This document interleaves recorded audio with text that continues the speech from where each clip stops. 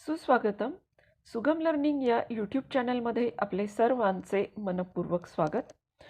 आज आपण विदर्भ विज्ञान अध्यापक मंडळ या मंडळामार्फत NMMS परीक्षेला प्रविष्ट असणाऱ्या विद्यार्थ्यांना मार्गदर्शन उपलब्ध व्हावे या हेतूने जी एक कार्यशाळा राबवत असतो, त्या अनुषंगाने त्या कार्यशाळेचाच एक भाग म्हणून प्रकरण 2 विषय सामान्य विज्ञान, जनरल सायन्समधील दुसरं प्रकरण आरोग्य व रोग किंवा हेल्थ आणि डिसीजेस याबद्दल जाणून घेणार आहोत.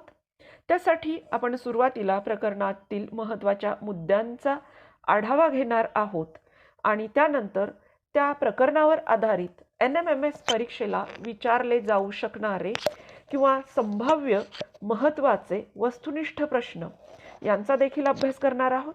तर सर्वात प्रथम परीक्षेला प्रविष्ट असणाऱ्या आपणा सर्व विद्यार्थ्यांना मनपूर्वक शुभेच्छा. चला वळूयात प्रकरण क्रमांक 2 कडे. सुरुवातीला आपण महत्त्वाच्या मुद्द्यांचा आढावा घेणार आहोत.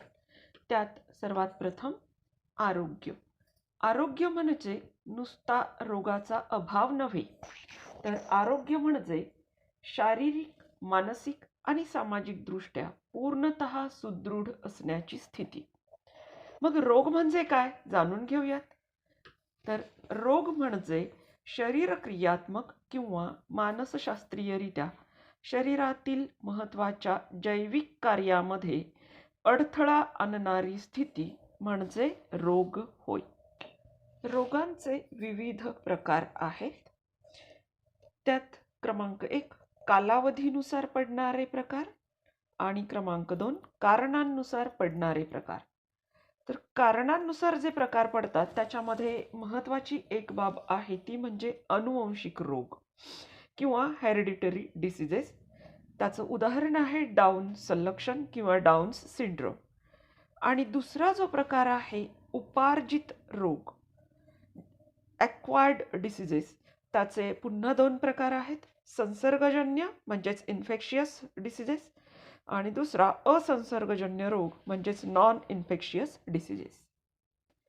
आता आपण जाणून घेऊयात संसर्गजन्य किंवा संक्रामक रोगांविषयी.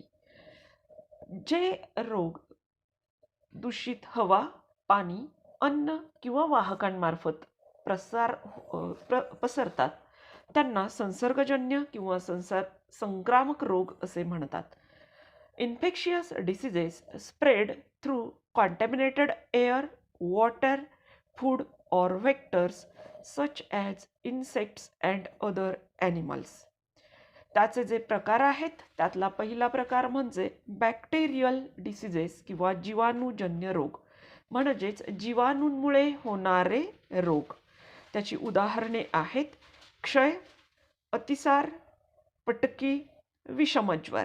क्षयरोग मायकोबॅक्टेरियम ट्युबरक्युली या जीवाणूमुळे, तर अतिसार किंवा हगवण शिगेल्ला बॅसिलस जीवाणूमुळे, पटकी व्हिब्रिओ कॉलरी या जीवाणूमुळे, तर विषमज्वर किंवा टायफॉइड हा साल्मोनेला टायफी या जीवाणूंमुळे होतो. दूषित अन्न व पाण्यामुळे देखील बऱ्याच रोगांचा प्रसार होतो. Diseases are caused by contaminated food and water also.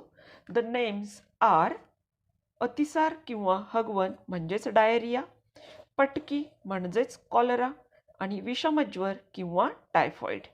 याचप्रमाणे काही रोग हे विषाणूंमुळे देखील होतात, त्यांना म्हटलं जातं विषाणूजन्य किंवा व्हायरल डिसीजेस. उदाहरणार्थ रोगांची उदाहरणे डेंग्यू हा रोग फ्लेव्ही व्हायरस प्रकारातील डेन14 विषाणूमुळे होतो, तर स्वाईन फ्लू हा इन्फ्लुएन्झा ए H1N1 विषाणूमुळे होतो.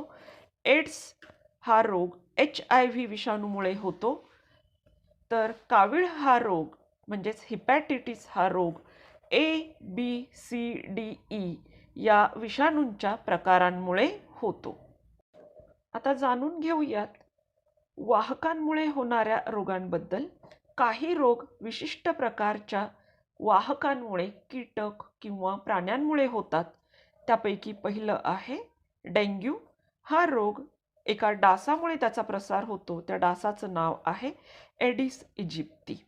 तर स्वाईन फ्लू या रोगाचा प्रसार डुक्कर आणि मानवामार्फत होतो.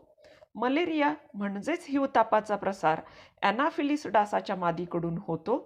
रेबीज या रोगाचा प्रसार संसर्गित कुत्रा, ससा, माकड, मांजर या प्राण्यांमार्फत होतो. आता आपण विचार करणार आहोत असंसर्गजन्य रोगांचा, म्हणजेच असंक्रामक रोगांचा, म्हणजेच non infectious diseases.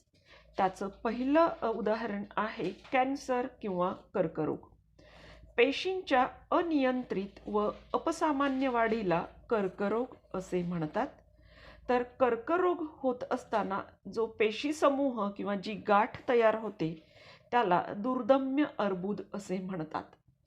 Uncontrolled and abnormal cell growth is called cancer and group or lump of cancerous cells is called malignant tumor. कर्करोग हा फुफ्फुस, तोंड, जीभ, जठर, स्तन, गर्भाशय, त्वचा यासारख्या अवयवांमध्ये रक्त किंवा अन्य कोणत्याही ऊतीमध्ये होऊ शकतो. मग कर्करोगाचं निदान करण्यासाठी वापरले जाणारे घटक आहेत tissue diagnosis, CT scan, MRI scan, mammography, biopsy इत्यादी. कर्करोगावरील उपचार करताना पुढील उपचार पद्धती वापरल्या जातात. Treatment of cancer is done by following methods. Number 1 chemotherapy म्हणजे रसायनोपचार. रेडिएशन थेरपी म्हणजे किरणोपचार. नंबर 3 शल्यचिकित्सा म्हणजे सर्जरी. नंबर 4 रोबोटिक सर्जरी आणि क्रमांक 5 लॅप्रोस्कोपिक सर्जरी.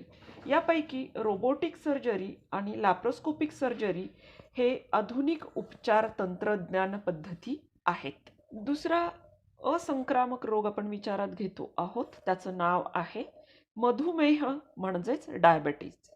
स्वादुपिंडात निर्माण होणारे संप्रेरक इन्शुलिन हे रक्तातील ग्लुकोज शर्करेच्या प्रमाणावर नियंत्रण ठेवते. पण हे नियंत्रण जर बिघडलं म्हणजे इन्शुलिनची शरीरामध्ये कमतरता निर्माण झाली तर मधुमेह हा विकार होतो. The hormone insulin produced in pancreas controls the level of sugar in the blood and diabetes is a disorder caused by low secretion of insulin. हा डायबिटीज म्हणजेच मधुमेह होण्याची कारणे आहेत अनुवंशिकता म्हणजे हेरिडिटी, अतिलठ्ठपणा ओबेसिटी, मानसिक ताण म्हणजेच मेंटल स्ट्रेस, व्यायामाचा किंवा कष्टाचा अभाव म्हणजेच लॅक ऑफ फिजिकल एक्सरसाइज. तिसऱ्या असंक्रामक रोगाविषयी आपण जाणून घेऊयात. त्याचे नाव आहे हृदयविकार किंवा हार्ट डिसीज. हृदयाच्या स्नायूंना रक्ताचा व पर्यायाने ऑक्सिजन व पोषक द्रव्यांचा अपुरा पुरवठा झाल्यास हृदयाची कार्यक्षमता कमी होते आणि हृदयविकार निर्माण होतो. हृदयविकार किंवा हार्ट डिसीज होण्याची कारणे आहेत स्मोकिंग धूम्रपान करणे. नंबर 2 अल्कोहोलिझम मद्यपान. नंबर 3 डायबेटीज मधुमेह. 4 हायपरटेन्शन उच्च रक्तदाब. क्रमांक 5 ओबेसिटी लठ्ठपणा. क्रमांक 6 लॅक ऑफ फिजिकल एक्सरसाइज म्हणजेच व्यायामाचा अभाव. क्रमांक 7 हेरिडिटी अनुवंशिकता. नंबर 8 मेंटल स्ट्रेस मानसिक ताणतणाव. नंबर 9 रागीटपणा अँगर. नंबर 10 चिंता किंवा अँझायटी. हृदयविकारावरती जे उपचार केले जातात ते आहेत angioplasty, bypass surgery, open heart surgery, हृदय प्रत्यारोपण म्हणजेच हार्ट ट्रान्सप्लांट, स्टेंट्स टाकणे म्हणजेच इन्स्टॉलेशन ऑफ स्टेंट्स आणि शेवटचं उपचार पद्धती आहे पेसमेकर बसविणे म्हणजेच इन्स्टॉलेशन ऑफ पेसमेकर. आता आपण जाणून घेणार आहोत या प्रकरणावर आधारित विविध बहुपर्यायी प्रश्नांसंबंधी. त्यातील प्रश्न पहिला, जागतिक आरोग्य दिन टिंबटिंब दिवशी साजरा करतात. World Health Day is observed on. आणि याचं उत्तर आहे 7 एप्रिल. प्रश्न दुसरा, जागतिक हृदय दिन डॅश डॅश दिवशी साजरा करतात. World heart day is celebrated on. आणि या प्रश्नाचं उत्तर आहे पर्याय क्रमांक 3, 29 सप्टेंबर. प्रश्न तिसरा, जागतिक रक्तदान दिन टिंबटिंब दिवशी साजरा करतात. World blood donation day is celebrated on. आणि याचं उत्तर आहे पर्याय क्रमांक 2, 14 जून. जागतिक मधुमेह दिन टिंबटिंब दिवशी साजरा करतात. Question number 4, World Diabetes Day is observed on. आणि answer is option number 4, 14 November किंवा 14 नोव्हेंबर. प्रश्न 5वा, कुत्रा चावल्यानंतर रेबीज आजाराची लक्षणे टिंबटिंब दिवसात दिसू लागतात. After dog bite symptoms of rabies appear within dash dash days. आणि त्याचं उत्तर आहे पर्याय नंबर 1, 90 ते 175. प्रश्न 6वा, टिंबटिंब या आजारात रोगग्रस्त व्यक्ती आपली रोगप्रतिकारक शक्ती गमावते व रोगांना बळी पडते. In dash dash disease victims suffer from various diseases due to progressive weakening of natural immunity. पर्याय आहेत 1 एड्स, 2 हेपेटायटिस कावीळ, 3 ट्युबरक्युलोसिस टीबी म्हणजेच क्षय आणि 4 कॉलरा. याचं उत्तर आहे पर्याय क्रमांक 1 एड्स. प्रश्न 7वा, रॉबर्ट कॉक या शास्त्रज्ञाने कोणत्या रोगाचे जीवाणू शोधून काढले. Bacterias of which disease are discovered by Robert Koch. Number 1 विषमज्वर टायफॉइड, नंबर 2 कॉलरा, 3 कांजिन्या चिकनपॉक्स आणि 4 क्षय ट्युबरक्युलोसिस. आणि उत्तर आहे पर्याय क्रमांक 4 क्षय किंवा ट्युबरक्युलोसिस. प्रश्न 8वा, टिंबटिंब जीवाणूमुळे खाद्यपदार्थांमध्ये एन्टेरोटॉक्सिन हे विषारी रसायन तयार होते. Which bacteria produces poisonous chemical enterotoxin in foods or edible things? Options किंवा पर्याय आहेत स्ट्रॅफिलोकोकस, क्लॉस्ट्रिडियम, ॲझेटोबॅक्टर आणि रायझोबियम.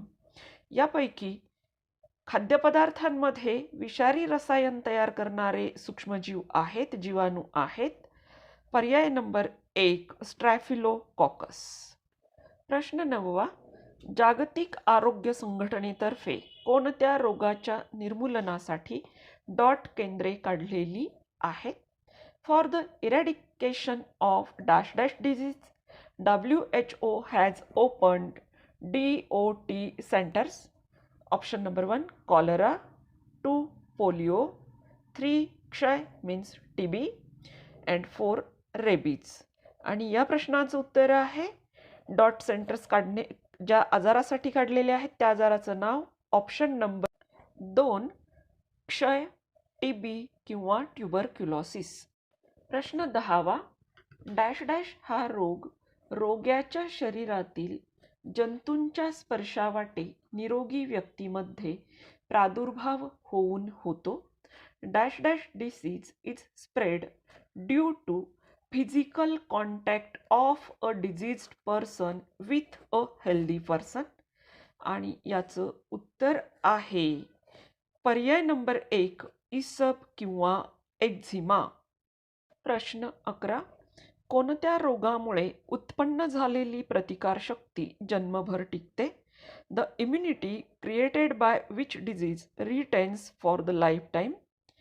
आणि पर्याय आहे 1 आंत्रशोथ गॅस्ट्रोएंटेरायटिस किंवा एंटेरिक फीवर, नंबर 2 टायफॉइड किंवा विषमज्वर, 3 कॉलरा आणि 4 चिकनपॉक्स किंवा कांजिन्या. आणि उत्तर आहे पर्याय क्रमांक 4 कांजिन्या किंवा चिकनपॉक्स. प्रश्न 12, कोणता रोग झालेल्या रोग्यास पाण्याची भीती वाटते. The patient of which disease has hydrophobia. आणि पर्याय नंबर 1 TB क्षय, 2 टायफॉइड, 3 पोलिओ आणि पर्याय 4 रेबीज.